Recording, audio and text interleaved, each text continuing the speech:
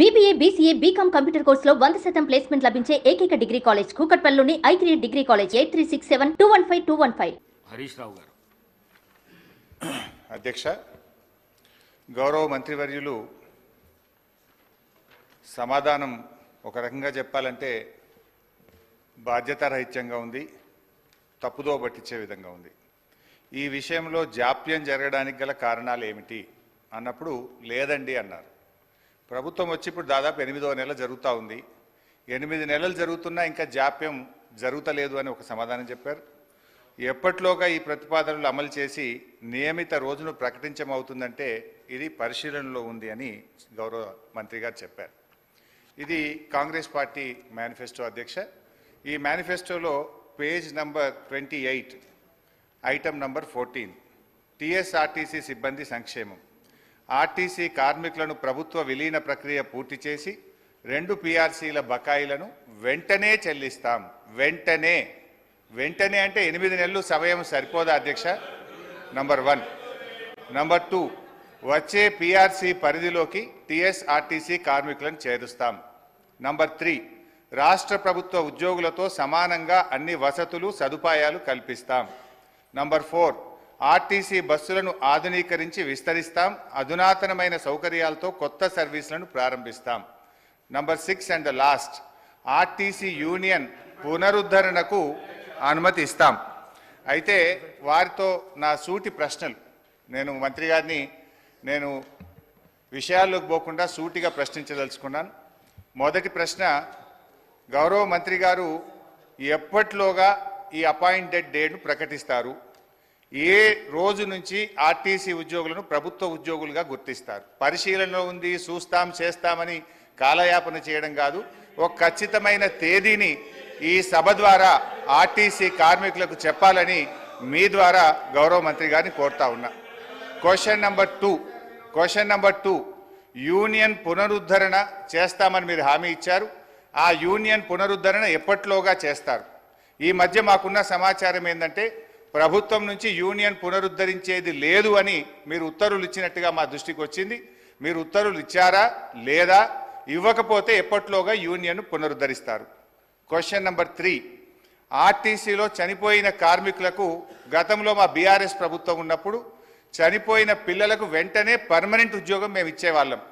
కానీ మీ ప్రభుత్వం వచ్చిన తర్వాత ఆ పర్మనెంట్ ఉద్యోగం అనే నిబంధన తీసేసి బ్రెడ్ విన్నర్ స్కీమ్ అనే స్కీమ్ పెట్టి కన్సాలిడేటెడ్ పే కేవలం 15,000 రూపాయల జీతం ఇచ్చి 3 ఏళ్ళు మీరు 15,000 జీతానికి పనిచేస్తే అప్పుడు పర్మనెంట్ చేస్తామని చెప్పి ఇలా చనిపోయిన కార్మికులకు మీ ప్రభుత్వం అన్యాయం చేసిన మాట వాస్తవమా? ఇది ఎందుకు తెచ్చారు? గత ప్రభుత్వం లాగా చనిపోయిన కార్మికుల పిల్లలకు వెంటనే రెగ్యులర్ ఉద్యోగం ఇవ్వాలని అడుగుతా ఉన్నాను. నంబర్ 3. క్వశ్చన్ నంబర్ 4, గౌరవ ముఖ్యమంత్రి గారు మంత్రి గారు నెక్లెస్ రోడ్లో ఆర్టీసీ కొత్త బస్సులు, మా ప్రభుత్వం ఆర్డర్ ఇచ్చిన బస్సులు వస్తే జెండా ఊపినరు, చాలా సంతోషం. Government is a continuous process. అయితే ఆ జెండా ఊపిన సందర్భంగా కార్మికులకు ఒక 300 కోట్ల చెక్కు చూపించారు ముఖ్యమంత్రి గారు. ఇగో మీ కార్మికులకు PRC బకాయిల 300 కోట్ల చెక్కు విడుదల చేస్తున్నా అని ముఖ్యమంత్రి గారు బకాయిలు ఇస్తున్నామని చెక్కు చూపించారు. పాపం మా మంత్రి గారు ముఖ్యమంత్రి గారు వెళ్ళిపోయినాక కొన్ని డమ్మీ చెక్కులు, ఆ పెద్ద చెక్కులు కూడా కార్మికులకు ఇచ్చి ఫోటోలు కూడా దిగారు. ఇది ఏ రోజు ఇచ్చిందంటే ఫిబ్రవరి 10, 2024. ఇవాళ మనం ఉన్నాం జూలై నెలలో ఉన్నాం.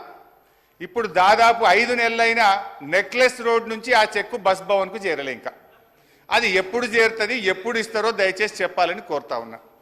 క్వశ్చన్ నెంబర్ 5, మహాలక్ష్మి పథకం పెట్టారు, సంతోషం, వి అప్రిషియేట్. అయితే ఆ పథకానికి నెల బిల్లులు విడుదల చేయని మాట వాస్తవమా?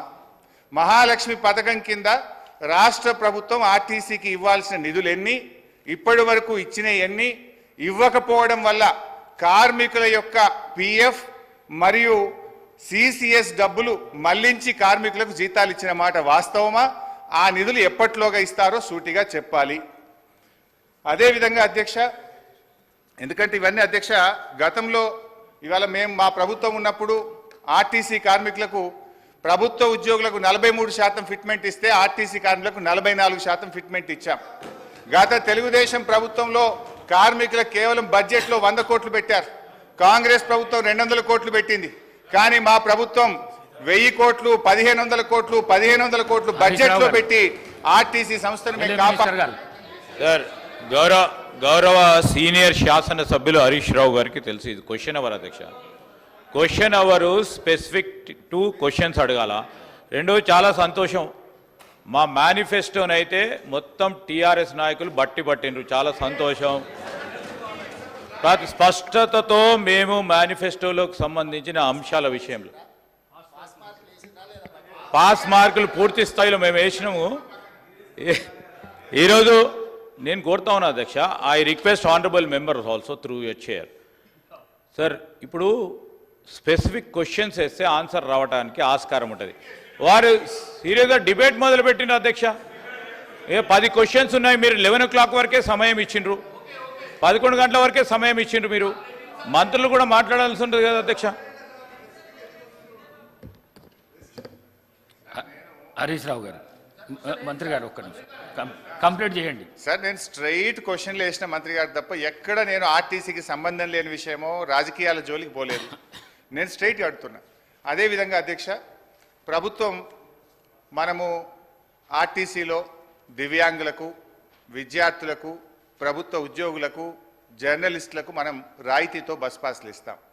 ఈ ప్రభుత్వం వచ్చిన 8 నెలల్లో ఆ రాయితీలకు చెందిన డబ్బు ₹1 ఇవ్వని మాట వాస్తవమా? ఆ డబ్బు ఎంత, ఎప్పట్లోకి ఇస్తారు, ఇవ్వకపోవడానికి గల కారణాలు ఏమిటి? దెన్ లాస్ట్ క్వశ్చన్ అధ్యక్ష, మనకు కార్మికులకు సంబంధించి మోటార్ ట్రాన్స్పోర్ట్ యాక్ట్ ఉంటుంది. డ్రైవర్లు కానీ కండక్టర్లు కానీ 8 గంటల కంటే ఎక్కువ పని చేయకూడదని ఉంటుంది. ఇందులో మహిళా కండక్టర్లు కూడా ఉన్నారు. కానీ వాళ్ళని 16 గంటలు 18 గంటలు పని చేయించడం వల్ల పని ఒత్తిడికి లోనై దాదాపు కొన్ని వందల సంఖ్యలో కార్మికులు చనిపోతున్న మాట వాస్తవమా? మహాలక్ష్మి పథకం వచ్చిన తర్వాత ఓవర్లోడ్ కావడం ద్వారా పని గంటల భారం పెరిగి దానికి సరిపడా మీరు డ్రైవర్లను కండక్టర్లను నియామకం చేయకపోవడం వల్ల ఒక్కొక్కరు 16 గంటలు 18 గంటలు పనిచేసి కార్మికులు ఇబ్బంది పడుతున్న విషయం ప్రభుత్వం దృష్టికి వచ్చిందా? దానికి అనుగుణంగా కండక్టర్ల డ్రైవర్ల నియామకం ఎప్పట్లోగా చేస్తారు. సో మళ్ళీ ఒకసారి ఫైనల్గా దయచేసి మేము ప్రభుత్వాన్ని రాజకీయాలకు పోకుండా వెంటనే ఆర్టీసీ ఉద్యోగులను ప్రభుత్వ ఉద్యోగులుగా గుర్తించే ప్రక్రియ ఏర్పాటు చేయాలని, దాని స్పెసిఫిక్ డేట్ ఇచ్చి ఈ రాష్ట్రంలో ఎంతో ఆశలతో ఎదురు చూస్తున్న ఆర్టీసీ ఉద్యోగులకు ఈ సభ ద్వారా తీపి కబురు అందించాలని మీ ద్వారా ముఖ్యమంత్రి గారిని, మంత్రి గారిని కోరుతున్నాను. శ్రీ వేముల ప్రశాంత్ రెడ్డి గారు.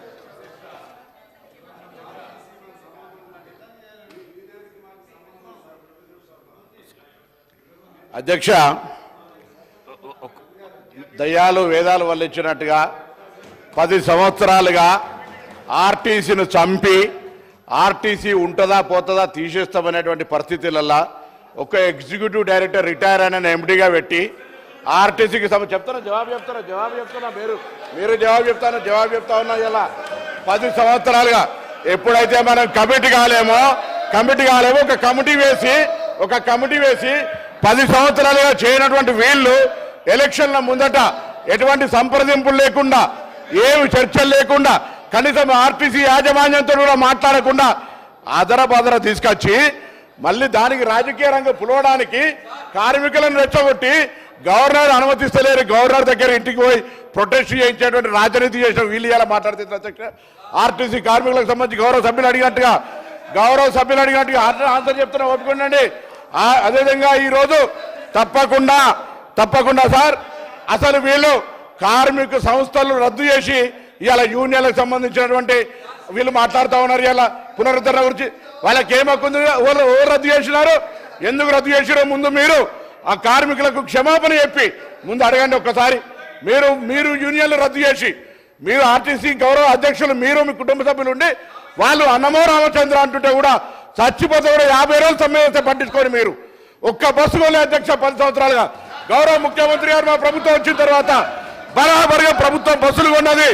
అంతేకాదు 2013 నుంచి పెండింగ్ లో ఉన్నటువంటి 280 కోట్ల బకాయిలను మేము బాండ్ రూపంలో ఉంటే ఇచ్చినాం. 80 కోట్లు పేమెంట్ అయింది. ఆన్లైన్ లో యాజమాన్యం ఇతర అవసరాల గురించి కలుగుతా ఉంది. ఇంకొక మాట అడిగినారు అధ్యక్ష, మేము ఎన్నడూ మా ప్రభుత్వం వచ్చిన తర్వాత కార్మికులకు సంబంధించిన పిఎఫ్ కావచ్చు, కోఆపరేటివ్ సెస్ ₹1 ముట్టలే. 4000 కోట్ల బకాయిలు వాళ్ళ సంస్థ కార్మికుల సొమ్ము వాడుకున్నారు అధ్యక్ష. ఇవాళ ఆర్టీసీ 7000 కోట్ల అప్పులతోటి మాకు అప్పచెప్పితే ఈరోజు ప్రభుత్వం మహాలక్ష్మి పథకం కింద నెలకు 300 కోట్లు ఇచ్చారు అధ్యక్ష. ఇప్పటికే 70 కోట్ల మంది మహిళలు ప్రయాణం చేస్తే అధ్యక్ష 2400 కోట్ల రూపాయలు ఆ మహిళల పేరు మీద వచ్చినటువంటి సొమ్మును 2,000 కోట్లను ప్రభుత్వం తరఫున ఆర్టీసీకి ఇచ్చినాం. ఆర్టీసీ ఇంకొక మాట చెప్తా ఉన్నారు, కారుణ్య నియామకాలకు సంబంధించి అధ్యక్ష కారుణ్య నియామకాల పాలసీ ఎవరు తెచ్చినా ఇంకా సరళీకృతం చేసి ఈరోజు ఆర్టీసీ కార్మికుల కుటుంబాలందరికీ కూడా ఆధారం ఇస్తా ఉన్నాం. మేమేం ఎన్నడే జీవాలు మార్చలే, తప్పకుండా ఆర్టీసీ కార్మికుల కుటుంబాల నుంచి చనిపోయిన వాళ్ళతో పాటుగా ఆరోగ్యం బాగలేనటువంటి వాళ్ళకు కూడా వాళ్ళ పిల్లలకు ఉద్యోగాలనే పాలసీ తీసుకొచ్చినాం అధ్యక్ష. ఆర్టీసీ తార్నాక హాస్పిటల్ను కూడా ఇవ్వాలనే మొన్ననే ఎంఆర్ఐతో పాటుగా సిటీ స్కాన్ తీసుకొచ్చి ఖ్యాతి ల్యాబ్ దాకా అభివృద్ధి చేసి ఆర్టీసీ కార్మికులతో పాటుగా అనేకం తీసుకుపోయే ప్రయత్నం చేస్తాను అధ్యక్ష.